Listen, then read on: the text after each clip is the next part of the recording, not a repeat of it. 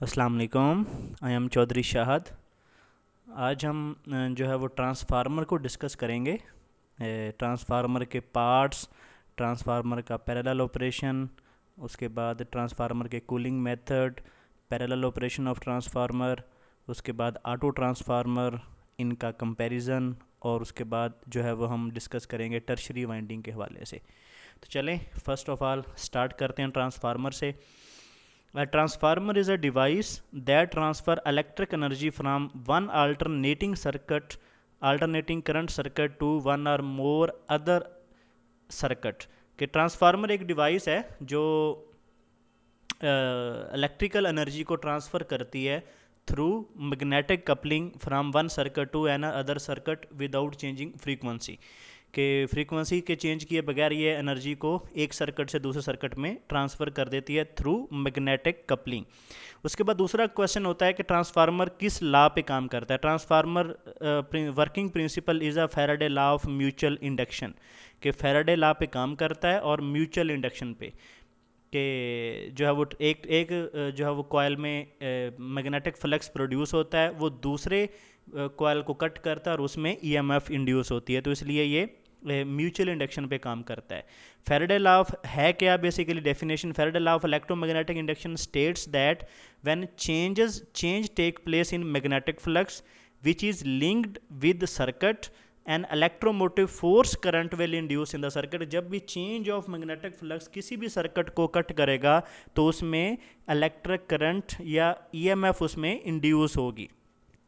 तो ये था ट्रांसफार्मर के जर्नल के हवाले से। उसके बाद हम नेक्स्ट स्टार्ट करेंगे पार्ट्स ऑफ ट्रांसफार्मर, और सबसे पहला पार्ट आता है कोर ऑफ ट्रांसफार्मर। कोर क्या होती है? Transformer core is a structure of thin laminated sheet of ferrous metal stacked together that the primary and secondary winding of transformer are wrapped around it। कि transformer की जो core होती है वो thin laminated sheet होती हैं, वो ferrous material से बनी होती हैं। फेरस मटेरियल से क्यों बनी होती हैं? कि वो मैग्नेटिक फ्लक्स को लो रिलक्टेंस पाथ फॉर प्रोवाइड करती हैं, ठीक है। और उसके बाद उसके ऊपर हम जो प्राइमरी और सेकेंडरी वाइंडिंग जो है वो रैप करते हैं, वाउंड करते हैं उसके ऊपर। दो जो कोर होती है उसके बेसिकली दो फंक्शन होते हैं। ये बहुत पूछा जाता है कि what are the function of the transformer core. तो हमें जस्ट ये पता होता है कि हम उसके ऊपर वाइंडिंग जो है वो रैप करते हैं, हालांकि ये उसके मेन फंक्शन नहीं है। मेन फंक्शन उसका क्या होता है? It provide a low resistance path to for the magnetic flux. उसकी रीज़न क्या होती है कि जो कोर हम यूज़ करते हैं फेरस मटेरियल की, उसकी जो रिलक्टेंस होती है वो एयर से कम होती है। तो जैसे करंट लो रेजिस्टिव पाथ फॉलो करता है, इसी तरह जो फ्लक्स होता है ये लो रिलक्टेंस पाथ फॉलो करता है।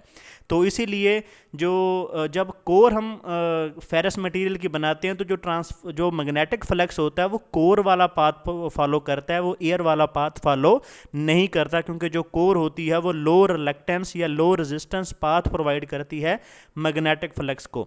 दूसरा क्या करती है? Ensuring efficient coupling between the winding. Secondly, it confines the magnetic field within the transformer to minimize losses। Basically ये कन्फाइन कैसे करती है कि जब ये लो रिलक्टेंस पाथ प्रोवाइड करती है फ्लक्स को, तो जो फ्लक्स होता है वो एक ख़ास पाथ फॉलो करता है जो कोर का होता है। तो इसलिए जो ट्रांसफार्मर का फ्लक्स होता है वो कन्फाइन हो जाता है, और जिसकी वजह से जो ट्रांसफार्मर का मैग्नेटिक फ्लक्स लॉस है वो कम हो जाता है और ट्रांसफार्मर के लॉसेस जो है वो मिनिमाइज हो जाते हैं। अब दो तरह की कोर यूज़ होती हैं, ट्रांसफार्मर यूज़ होते हैं कोर के हिसाब से। एक कोर टाइप ट्रांसफार्मर होते हैं और एक शेल टाइप ट्रांसफार्मर होते हैं। चलें पहले कोर टाइप ट्रांसफार्मर को देखते हैं। कोर टाइप ट्रांसफार्मर क्या होते हैं? A core type transformer is defined as transformer that has magnetic core with rectangular shape and two limbs or legs. ऐसी जो ट्रांसफार्मर जिसकी मैग्नेटिक कोर रेक्टेंगुलर शेप की होती है और उसमें दो लिम्स आर लेग्स होती हैं। अब ये आपने याद रखना है, जो कोर टाइप ट्रांसफार्मर में जो कोर होती है वो रेक्टेंगुलर शेप की होती है। शेल टाइप ट्रांसफार्मर में हम नीचे देखेंगे वो ई या एल टाइप की जो है वो शेप में होती है, ठीक है। ये दोनों का आपने डिफरेंस याद रखना है। चलें इसमें तो सिंपल आपको हमें पता है कि कोर के ऊपर जब एलवी वाइंडिंग करते हैं उसकी रीज़न क्या होती है कि एलवी वाइंडिंग में वोल्टेज लो होते हैं, इसीलिए हमें इंसुलेशन कम रिक्वायर्ड होती है between the core and winding. तो इसलिए हम जो है वो LV वाइंडिंग पहले वाउंड करते हैं और उसके ऊपर HV वाइंडिंग करते हैं। HV वाइंडिंग ऊपर सबसे एंड पे क्यों करते हैं, उसकी रीज़न क्या होती है कि LV वाइंडिंग और जो उसकी इंसुलेशन है और HV winding insulation as a insulation काम करती है between HV winding and core. तो इसलिए हम जो है वो HV वाइंडिंग ट्रांसफार्मर पे हमेशा आउटसाइड पे करते हैं ताकि जो LV वाइंडिंग है वो भी एज अ इंसुलेशन काम करे और हमें जो इंसुलेशन रिक्वायर्ड है वो कम हो। इसके एडवांटेजेस क्या हैं? सबसे पहले कोर टाइप ट्रांसफार्मर के एडवांटेज क्या हैं? It design allow economical production specially suitable for smaller size. It is better cooling efficiency, क्योंकि इसका एरिया ज़्यादा होता है तो इसलिए इसकी कूलिंग एफिशिएंसी बेहतर होती है, इसलिए हम इसको हाई जो पावर ट्रांसफार्मर है उसमें वो कोर टाइप होते हैं। The winding are easily accessible for maintenance and repair, क्योंकि इसकी जो वाइंडिंग है वो इजीली एक्सेसिबल होती है और इसीलिए जो है वो हम इजीली रिपेयर भी कर सकते हैं, मेंटेनेंस भी कर सकते हैं और टैप चेंजर भी लगा सकते हैं। The smaller core area results in reduce iron loss, क्योंकि जब कोर का जो साइज स्मॉल होगा तो आयरन लॉस भी कम होगा। It has lower copper loss due to shorter mean length और टर्न ऑफ द वाइंडिंग, उसमें कॉपर लॉस हो क्योंकि जो ट्रांसफार्मर की वाइंडिंग की जो लेंथ है वो भी कम होती है। डिसएडवांटेज भी हैं कोर टाइप ट्रांसफार्मर के। It has higher leakage flux due to larger air gap between the winding and the core, कि इसमें जो है वो लीकेज फ्लक्स ज़्यादा होती है। It has higher insulation cost due to high potential difference between the ground core and HV winding. Definitely इसमें insulation भी ज़्यादा रिक्वायर्ड होती है क्योंकि हम इसको हाई MVA में यूज़ करते हैं, तो हाई MVA पावर ट्रांसफार्मर में हाई वोल्टेज भी होते हैं तो इसलिए वहाँ पे इंसुलेशन भी ज़्यादा रिक्वायर्ड होती है। It has high risk of interturn short circuit due to closer proximity of the winding. It has lower mechanical strength due to less support from the core. तो ये इसके डिसएडवांटेज हैं। अब इसकी एप्लीकेशन की तरफ जाएँ तो जो कोर टाइप ट्रांसफार्मर होते हैं ये आमतौर पर 11 kV टू 400 kV तक होते हैं और इसमें जो ये पावर ट्रांसफार्मर जितने भी डिज़ाइन होते हैं ये कोर टाइप होते हैं। डिस्ट्रीब्यूशन ट्रांसफार्मर जो होते हैं ये हमारे कोर टाइप होते हैं। इंस्ट्रूमेंट ट्रांसफार्मर भी हमारे कोर टाइप होते हैं और आइसोलेशन ट्रांसफार्मर भी हमारे कोर टाइप होते हैं और ऑटो ट्रांसफार्मर भी हमारे कोर टाइप होते हैं। उसकी रीज़न क्या होती है कि इनको कोर टाइप बनाने की कि इसमें जो है वो बेसिकली कूलिंग का जो इसका साइज़ ज़्यादा होता है, उसके बाद जो कोर का सरफेस एरिया है वो ज़्यादा होता है जिसकी वजह से इसमें कूलिंग की प्रॉपर्टी है वो बेहतर होती है कदरे शेल टाइप से, ठीक है। और इसमें आयरन भी कम यूज़ होता है तो जिसकी वजह से इसमें जो आयरन लॉस होता है वो भी कम होता है, तो इसलिए जितने भी हाई पावर ट्रांसफार्मर है वो सारे कोर टाइप होते हैं। अब शेल टाइप में देखते हैं कि we use E and L shape lamination to make the core of shell type transformer. इसमें जो शेप होती है कोर की वो E या L टाइप होती है। जैसे हमने ऊपर देखा था कोर टाइप में रेक्टेंगुलर थी और यहाँ पे E या L टाइप होती है, ये भी डिफरेंस है दोनों में, तो ये आपने याद रखना है। Single phase shell type transformer has core with 3 limbs enhancing mechanical strength and protect the winding from the shock. अब ये आपने याद रखना है कि जितने जो भी हमारे शेल टाइप ट्रांसफार्मर होते हैं वो हमेशा सिंगल फेज होते हैं, क्योंकि जो शेल टाइप कोर है ये सिंगल फेज के लिए जो है वो बेहतर है सिंगल फेज छोटे ट्रांसफार्मर के लिए, लेकिन ये हाई ट्रांसफार्मर के लिए सूटेबल नहीं है। अब इसमें जो है वो हमारे पास एप्लीकेशन क्या क्या है शेल टाइप ट्रांसफार्मर की, ये बहुत दफ़ा क्वेश्चन होता है कि जो अच्छा जी वो पूछते हैं जी ट्रांसफार्मर की कोर के हिसाब से कौन कौन सी जो वो टाइप्स हैं, तो हम बोलते हैं जी कोर टाइप और शेल टाइप। वो पूछते हैं शेल टाइप ट्रांसफार्मर कहाँ पे यूज़ होते हैं, जो भी हमारे लो वोल्टेज पावर में और पावर इलेक्ट्रॉनिक्स के सर्किट्स में जो ट्रांसफार्मर यूज़ होते हैं वो सारे शेल टाइप ट्रांसफार्मर होते हैं। Shell type transformer are mainly use for low voltage application often in low voltage power and electronic circuit. They help optimize circuit cost due to their square or rectangular cross section core which are less expensive. उसके बाद disadvantage of shell type transformer क्या है कि shell special fabrication facilities are required for the construction of shell type transformer due to its complexity and that lead to the increase manufacturing and labour cost. चलो ये था हमारा core type और shell type transformer का difference. Then हम देखते हैं eddy current loss. अब एडी करंट लॉस क्या होता है कि जब जैसे हम ये देखते हैं कि जो हमारा ट्रांसफार्मर है वो एक सर्किट से दूसरे सर्किट में जो है वो इलेक्ट्रिकल एनर्जी ट्रांसफ़र करता है थ्रू मैग्नेटिक कपलिंग, क्योंकि जब प्राइमरी में जो वो फ्लक्स इंड्यूस होता है और वो सेकेंडरी को कट करता है तो उसमें EMF इंड्यूस होती है। इसी तरह जब वही फ्लक्स कोर को कट करता है, क्योंकि कोर भी एक कंडक्टिव मटेरियल है, जब कोर को कट करता है तो कोर में भी जो है वो करंट इंड्यूस होता है, उसको हम एडी करंट बोलते हैं। अब उस करंट को मिनिमाइज़ करने के लिए हम क्या क्या करते हैं कि एक जो कोर होती है वो थिन साइज़ की बनाते हैं। उसकी रीज़न क्या होती है कि resistance is a inversely proportional to area. जब एरिया कम होगा तो रेजिस्टेंस ज़्यादा होगी, तो हम एरिया जो थिन जो है वो प्लेट्स की क्यों यूज़ करते हैं, ताकि उसकी जो रेजिस्टेंस है वो ज़्यादा हो, ताकि जो करंट अगर इंड्यूस हो तो वो उस हाई रेजिस्टेंस की वजह से वहीं पे कंज्यूम हो जाए in the form of heat, ताकि वो आगे फ्लो ना कर सके। दूसरा हम ये करते हैं कि एक शीट को दूसरी शीट के साथ वार्निश के साथ लेमिनेशन करते हैं। लेमिनेशन का मकसद क्या होता है कि ताकि एक शीट का जो करंट है वो दूसरी शीट में जो वो मूव ना करे, जिसकी वजह से जो वो हीटिंग है वो ज़्यादा होगी, तो इस वजह से हम उसको आइसोलेट भी करते हैं। ये दो हम जो है वो मेथड यूज़ करते हैं to minimise the eddy current loss. तो उसके बाद एडी करंट ये भी पूछा जाता है, ये इक्वेशन बहुत इंपॉर्टेंट है, एडी करंट लॉस जो है वो किसके डायरेक्टली प्रोपोर्शनल है। ये फ्लक्स डेंसिटी के डायरेक्टली प्रोपोर्शनल है, थिकनेस के डायरेक्टली प्रोपोर्शनल है, फ्रीक्वेंसी के डायरेक्टली प्रोपोर्शनल है, और वॉल्यूम ऑफ जो आयरन पार्ट है, जो एक हम थिन लेमिनेशन शीट का जो वॉल्यूम होता है उसके भी ये डायरेक्टली प्रोपोर्शनल है। तो ये था हमारा एडी करंट लॉस। दूसरा होता है हिस्टैरिसीस लॉस।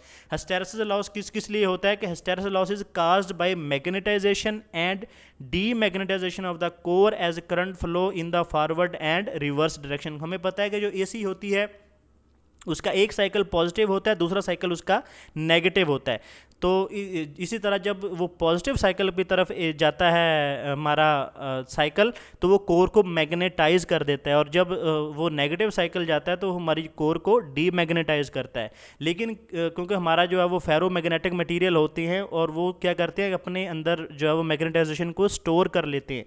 जैसे ही हमारा पॉजिटिव साइकिल ज़ीरो पे जाता है, लेकिन वो प्रॉपरली डीमैग्नेटाइज नहीं कर पाता कोर को, जिसकी वजह से जो है वो कोर में मैग्नेटाइजेशन और डीमैग्नेटाइजेशन की वजह से जो है वो लॉस होता है इन दी फॉर्म ऑफ हीट, तो उसको हम हिस्टैरिसीस लॉस बोलते हैं। और उसकी जो है वो बेसिकली स्टेटमेंट क्या है कि hysteresis loss is directly proportional to flux density की power 1.2, directly proportional to frequency, और directly proportional to volume of the iron part के डायरेक्टली प्रोपोर्शनल है। तो ये था हमारा हिस्टैरिसीस लॉस, और उसके बाद एडी करंट लॉस हमने डिस्कस किया है। उसके बाद पार्ट्स ऑफ ट्रांसफार्मर हम एक पार्ट डिस्कस कर चुके हैं, वो कोर। दूसरा क्या होता है, वाइंडिंग होती है, इंसुलेशन होती है, बेसिकली बुशिंग होती है, ये ब्रशिंग लिखा हुआ है, बुशिंग है। उसके बाद टैप चेंजर होते हैं, टर्मिनल्स होते हैं, कूलिंग ट्यूब होती है, ट्रांसफार्मर टैंक होता है, ब्रीदर होता है, एक्सप्लोजन वेंट होता है, बकल्स रिले होती है, ऑयल टैंक होते हैं, वाइंडिंग टैप्स होती हैं, और ऑयल कंजर्वेटर टैंक होता है। तो ये भी अक्सर क्वेश्चन होता है इंटरव्यू में कि आप पार्ट्स ऑफ ट्रांसफार्मर बताएं, तो ये आपने जो है वो अक्सर जो है वो जो जिन्होंने याद नहीं किए होते हैं या एक दफ़ा देखे नहीं होते हैं, तो वो पूरे पार्ट्स जो वो ट्रांसफार्मर के बता नहीं पाते, तो इसलिए आपने इसको ज़रा अच्छे तरीके से देखना है।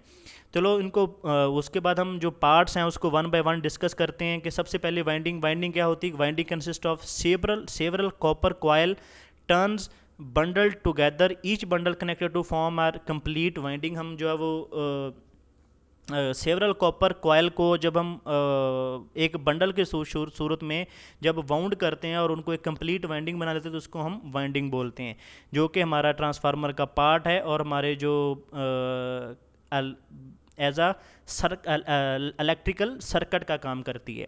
दूसरा जो इम्पोर्टेंट है, कंजर्वेटर टैंक होता है। The conservator tank is a air tight metallic cylindrical drum fitted above the transformer that conserve the transformer oil. It is vented at the top and the filled only half of the oil to allow expansion and contraction during temperature variation. Basically conservator tank क्या होता है कि ये हम transformer के main tank से ऊपर लगाते हैं। उसकी बेसिकली कंजर्वेटर टैंक लगाने की रीज़न क्या होती है कि हमें पता है कि जब गर्मी आती है तो ट्रांसफार्मर का टेम्परेचर हाई होता है, जिसकी वजह से जो ऑयल का लेवल है वो इंक्रीज़ हो जाता है, और जब सर्दियाँ आती हैं तो टेम्परेचर डाउन होता है, जिसकी वजह से जो ऑयल का लेवल है वो डाउन हो जाता है। तो जो ट्रांसफार्मर के टैंक के अंदर ऑयल का लेवल मेंटेन करने के लिए हम कंजर्वेटर टैंक यूज़ करते हैं। कि जब गर्मी आती हैं तो कंजर्वेटर टैंक में जो लेवल होता है वो जो है वो हाई हो जाता है, और जब सर्दियाँ आती हैं तो कंजर्वेटर टैंक में जो है वो लेवल लो हो जाता है और ट्रांसफार्मर के मेन टैंक में जो ऑयल का लेवल है वो मेंटेन रहता है। तो इसलिए कंजर्वेटर टैंक जो है वो ये बेसिकली ऑयल को एक्सपेंशन और कंट्रैक्शन के लिए जो है वो बेसिकली ऑयल का लेवल मेंटेन करने के लिए हम यूज़ करते हैं। उसके बाद ब्रीदर होता है। ब्रीदर बेसिकली क्या काम करता है? The breather is a cylindrical container filled with silica gel which is use to keep air that enter the tank moisture free. कि जैसे ही हमने ये देखा कि गर्मियों में जो ट्रांसफार्मर का ऑयल है वो एक्सपैंड होता है और सर्दियों में वो कंट्रैक्ट कर जाता है, तो जो बेसिकली उन ट्रांसफार्मर में जहाँ पे सिलिका जहाँ पे कंजर्वेटर टैंक नहीं होता बेसिकली सॉरी एक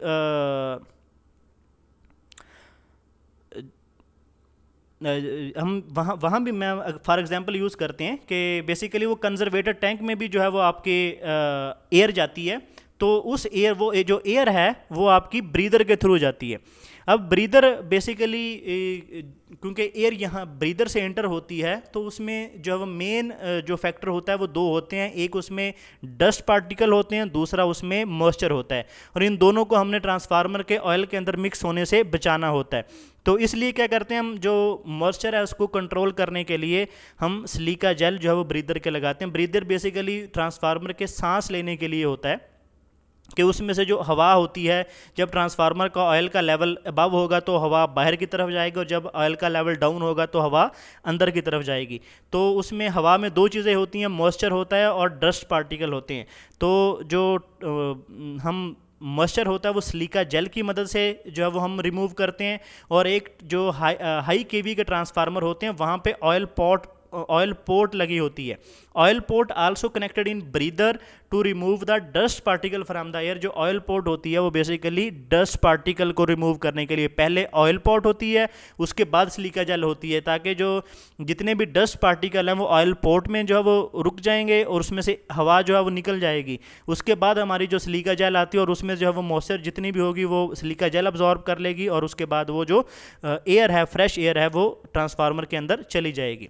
उसके बाद सिलिका जेल है, ये क्या होती है? Silica gel is a gel produce by combining aqueous sodium silicate with sulphuric acid.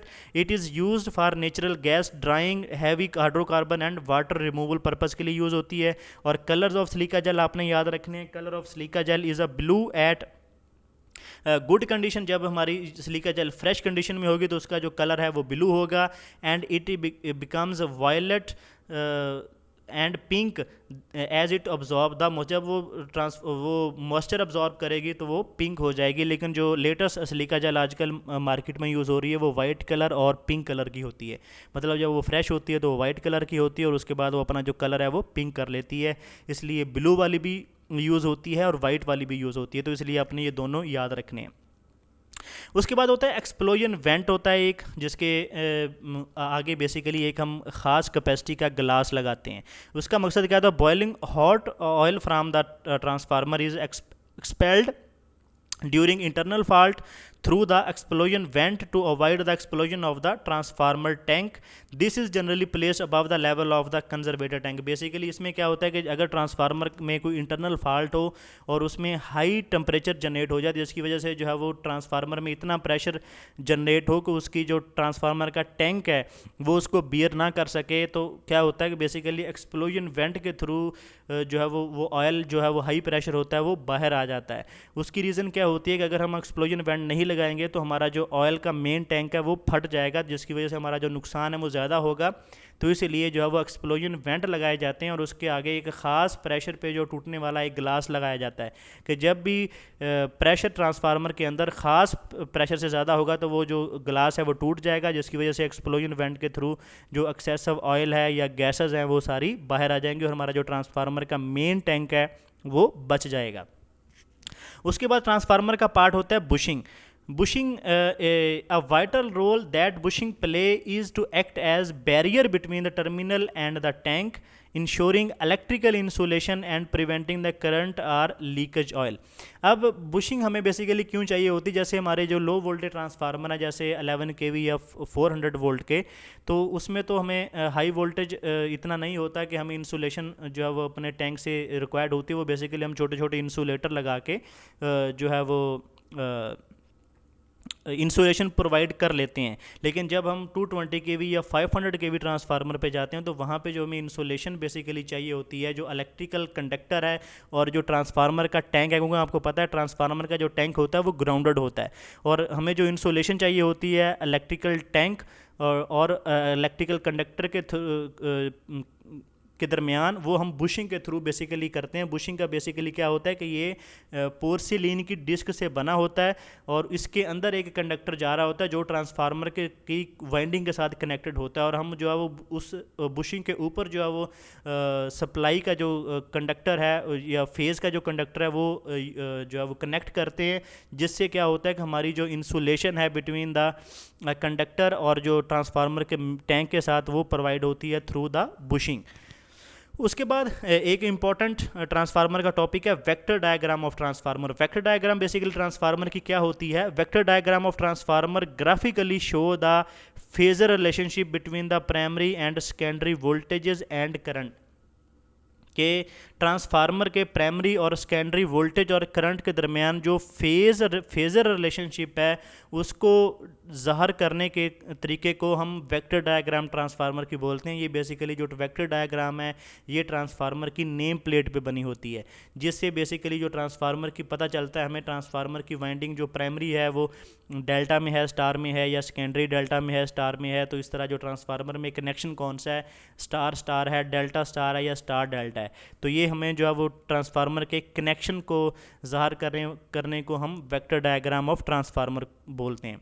अब जो वेक्टर ग्रुप है हम ट्रांसफार्मर के वो डिनोट कैसे करते हैं, जैसे फ़र्ज़ किया कि DYN11 आप अगर आप अक्सर वो इंटरव्यूअर ये लिख देते हैं कि इसका मतलब क्या है, तो D का मतलब है कि आपकी जो सबसे पहले हम इसका रूल ये है कि सबसे पहले हम प्राइमरी वाइंडिंग का जो कनेक्शन होते हैं वो डिनोट करते हैं। जैसे डी लिखा हुआ है तो इसका मतलब डेल्टा में इसकी प्राइमरी है, वाई लिखा हुआ है तो इसका मतलब इसकी जो सेकेंडरी है वो स्टार में है, एन का मतलब इसमें न्यूट्रल है, और 1 का मतलब है ये बेसिकली क्लॉक में है।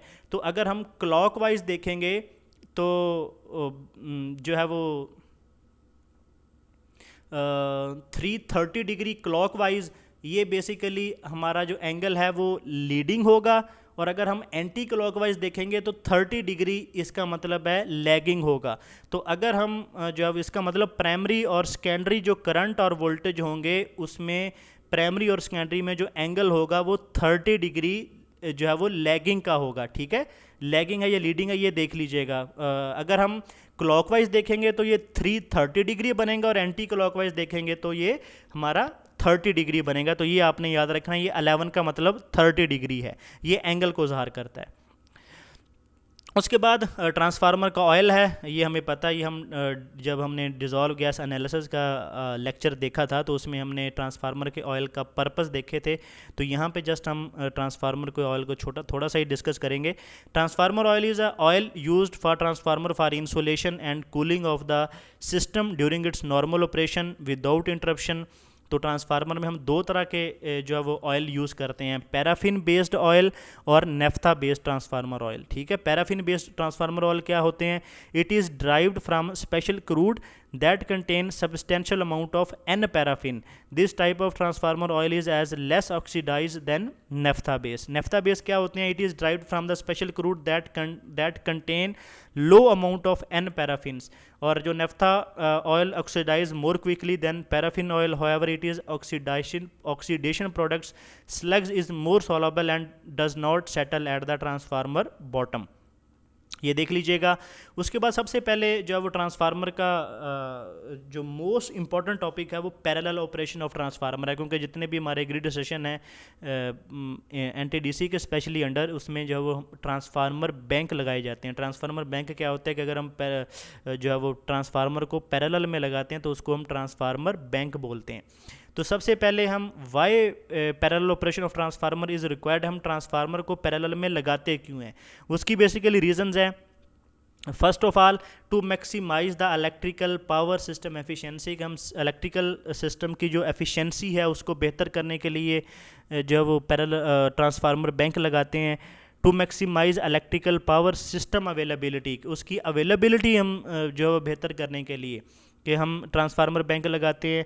To maximise system reliability, to maximise electrical power system flexibility. Basically efficiency क्या होगी कि जब एक ट्रांसफार्मर है अगर वो ओवरलोड हो रहा होगा तो उसके जो वोल्टेज हैं वो भी डाउन होंगे, तो उस वजह से जो ट्रांसफार्मर की एफिशिएंसी है वो रिड्यूस हो जाएगी।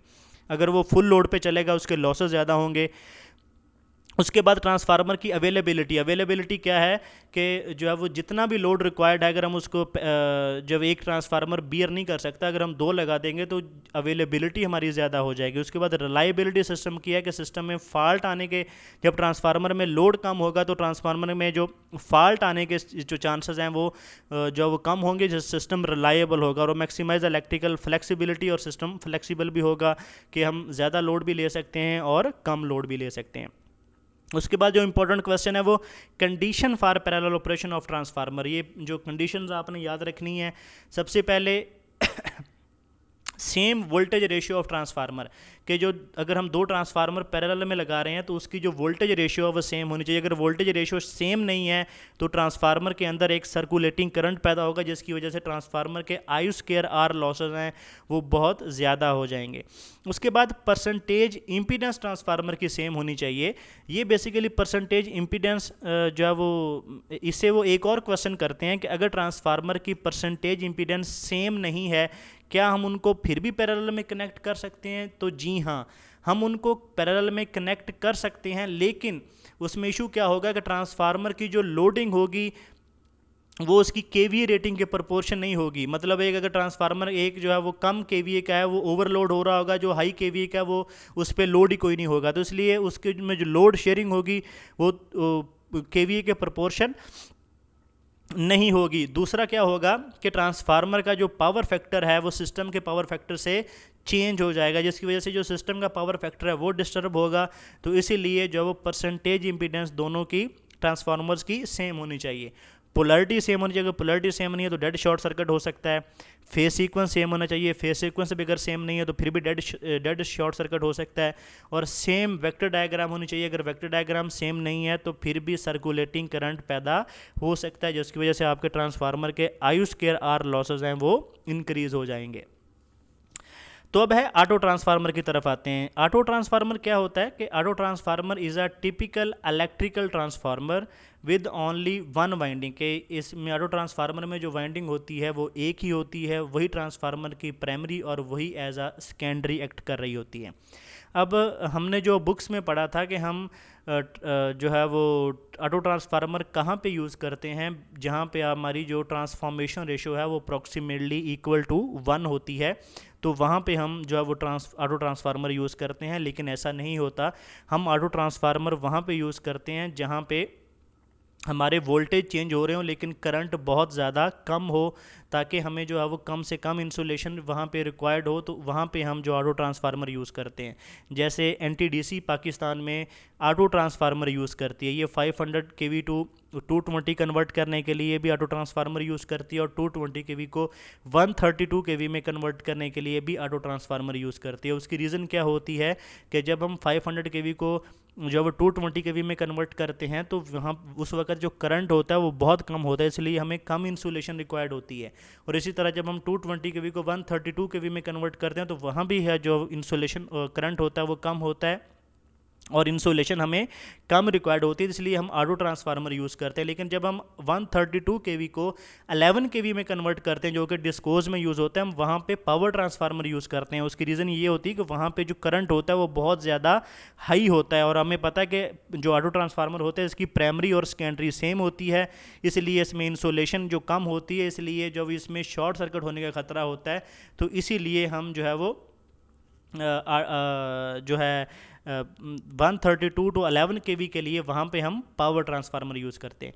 अब ऑटो ट्रांसफार्मर जो है वो 500 kV में, ये आपने याद रखना है। ये भी अक्सर क्वेश्चन होता है कि क्या हम ट्रांसफार्मर ऐसे भी होते हैं कि हर रेड फेज़ का सेपरेट यूनिट होता है, येलो फेज़ का सेपरेट हो, ब्लू फेज़ का सेपरेट हो? जी हाँ, 500 kV जो ट्रांसफार्मर होते हैं इनके सब के जो यूनिट होते हैं वो सेपरेट होते हैं कि रेड फेज़ का सेपरेट यूनिट होता है, येलो का सेपरेट होता है और ब्लू का सेपरेट होता है। तो हम यहाँ पे 1 यूनिट ट्रांसफार्मर यूज़ करते हैं, हर फेज़ के लिए सेपरेट होता है। लेकिन जो वो 220 टू 132 kV में जो वो सिंगल ट्रांसफार्मर होता है उसी में तीनों फेज़ होते हैं, क्योंकि 500 kV में जो इंसुलेशन प्रोवाइड करना पॉसिबल नहीं होता, तो इसलिए जो यूनिट होते हैं वो सेपरेट होते हैं। उसके बाद एडवांटेज हमें क्या क्या होते हैं ऑटो ट्रांसफार्मर यूज़ करने के? First of all, for transformation ratio two the size of the auto transformer would be approximately 50% of the corresponding size of the 2 winding transformer के जब ट्रांसफॉर्मेशन रेशियो अगर 2 हो, जो ऑटो ट्रांसफार्मर का size होगा वो 50% लेस होगा 2 वाइंडिंग ट्रांसफार्मर से।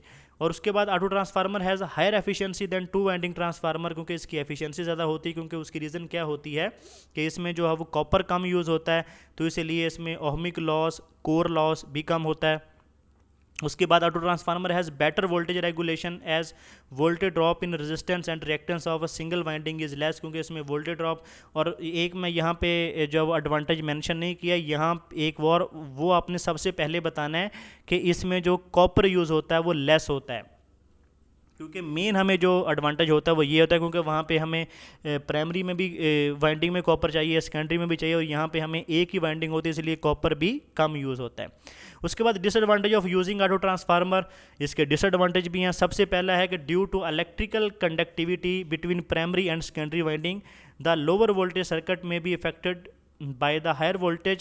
To prevent breakdown, the low voltage circuit must be designed to withstand the higher voltage, क्योंकि हमें पता है कि एक प्राइमरी होती है और एक सेकेंडरी होती है और एक हाई वोल्टेज होता है और एक लो वोल्टेज होता है, तो हमें जो लो वोल्टेज के लिए उसको ब्रेकडाउन को बचाने के लिए हमें एक्स्ट्रा इंसुलेशन प्रोवाइड करनी पड़ती है। इसकी वजह से इसकी जो कॉस्ट होती है वो बहुत कॉस्ट तो नहीं कह सकते, तो हमें इंसुलेशन ज़्यादा प्रोवाइड करनी पड़ती है। और उसके बाद सबसे दूसरा डिसएडवांटेज है इसका, the leakage flux between the primary and secondary winding is small, hence the impedance is low. तो जब इसकी इम्पीडेंस लो होगी, तो अगर इन केस इस ट्रांसफार्मर में फॉल्ट आ गया तो इसका शॉर्ट सर्किट करंट बहुत ज़्यादा हाई होगा। तो ये भी आपने, ये 2 डिसएडवांटेज हैं इसके। उसके बाद एप्लीकेशन है इसकी, कहाँ पे यूज़ होता है? Basically compensating voltage drop as a boosting transformer use होता है। Auto transformer with a number of tappings are used as a starting induction motor और सिंक्रोनस मोटर को स्टार्ट करने के लिए यूज़ होता है। और auto transformer is used as a variac in laboratory where continuous variable over जब broad ranges are required, वहाँ पे जब हमें वेरिएबल सप्लाई चाहिए होती है वहाँ पे भी हम ऑटो ट्रांसफार्मर यूज़ करते हैं। उसके बाद है ट्रांसफार्मर के कूलिंग सिस्टम है।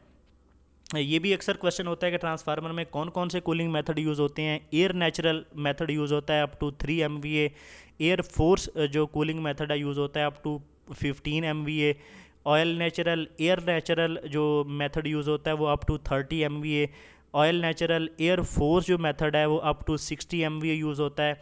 और जो ऑयल फोर्स्ड एयर फोर्स जो है वो सेवरल 100 MVA, और ऑयल फोर्स्ड वाटर फोर्स जो है ये भी सेवरल 100 MVA जो कैपेसिटी के ट्रांसफार्मर होते हैं, ये कूलिंग सिस्टम वहाँ पे यूज़ होते हैं। और ये मोस्ट इंपॉर्टेंट क्वेश्चन है क्योंकि जितनी भी NTDC है इसमें मोस्ट ऑफ जो ग्रिड स्टेशन है वहाँ पे जो सप्लाई है वो बेसिकली टर्शरी वाइंडिंग से ली जाती है ग्रिड की ऑक्सिलरी को चलाने के लिए, तो इसलिए ये क्वेश्चन वो लाजमी पूछते हैं इंटरव्यू में।